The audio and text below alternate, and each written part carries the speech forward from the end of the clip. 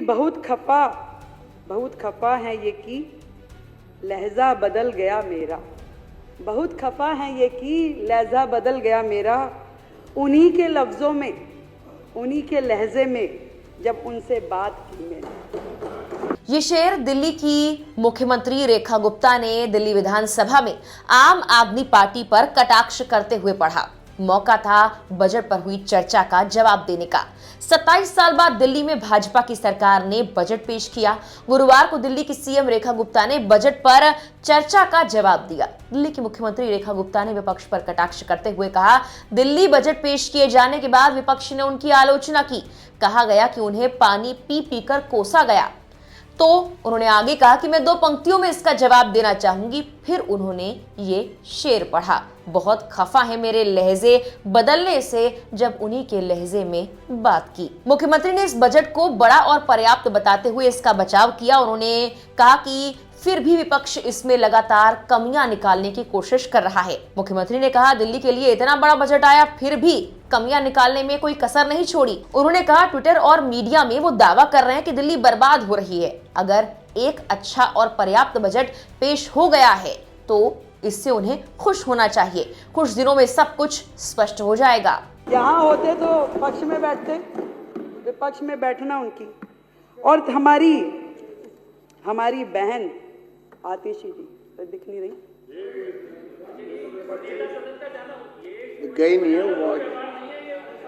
अरे आइए अरे ऐसे पानी हाथ थोड़ा सा तसल्ली रखिए प्लीज। नहीं पानी पीना ठीक है भाई। पानी पी के जवाब लेंगे।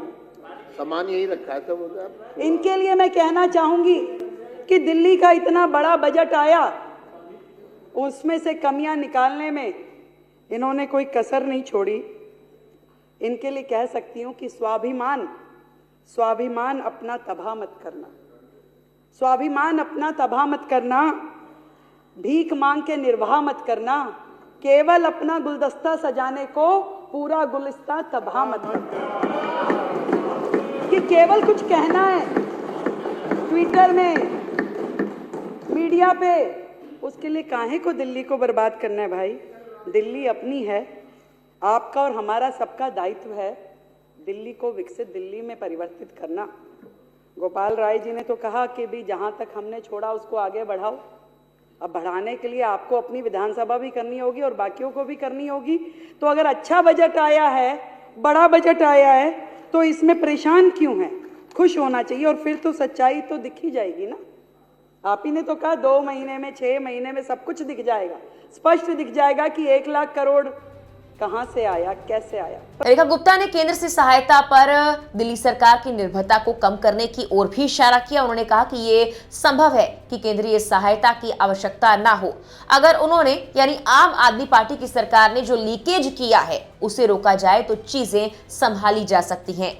इस टिप्पणी के बाद भाजपा के विधायकों ने सदन में चोरी बंद के नारे भी लगाए। दिल्ली को आगे बढ़ाना है, आएगा 1 लाख करोड़।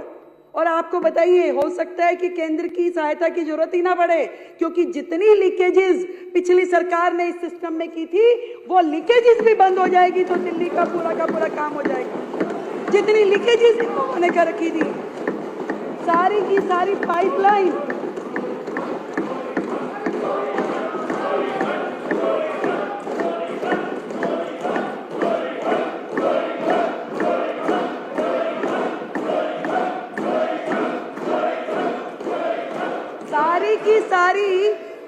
सारी की सारी पाइपलाइन राजस्व से इन्होंने अपने घरों में लगा रखी थी। मैं आपको बताती हूं, 3 प्रकार से बजट का दुरुपयोग इनके माध्यम से किया। विपक्ष ने धन आवंटन पर संदेह जाहिर किया। दिल्ली विधानसभा में विपक्ष की नेता आतिशी ने कहा कि बजट सत्र बजट पेश करने और बजट पर चर्चा करने के लिए होता है, लेकिन कल जब आज के लिए कार्यसूची आई तो बजट पर चर्चा के लिए सिर्फ 1 घंटा आवंटित किया गया। मैं भाजपा से पूछना चाहती हूं कि आप क्या छिपा रहे हैं? आप बजट पर चर्चा क्यों नहीं चाहते? इससे साफ पता लगता है कुछ गड़बड़ है। मैंने स्पीकर विजेंद्र गुप्ता को पत्र लिखकर बजट पर चर्चा के लिए कम से कम 2 दिन का वक्त मांगा है। फिलहाल के लिए इस वीडियो में इतना ही।